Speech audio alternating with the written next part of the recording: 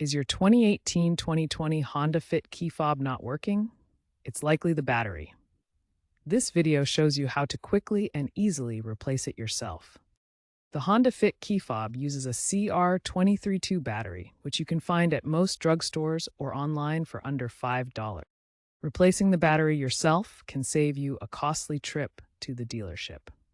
We'll cover the tools you need, just a small flathead screwdriver or plastic pry tool, and the step-by-step process to get your remote working again.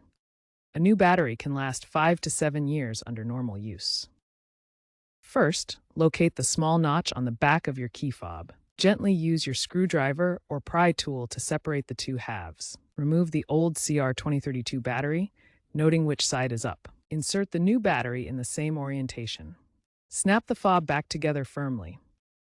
Test the fob. If it doesn't work immediately, you might need to re-sync it with your car by turning the ignition to the on position and pressing a button on the fob. Avoid static electricity during the process and always ensure the battery is fresh. If you encounter any issues, consider checking online forums for model-specific advice. Remember, while DIY is cost-effective, improper handling can potentially void warranties.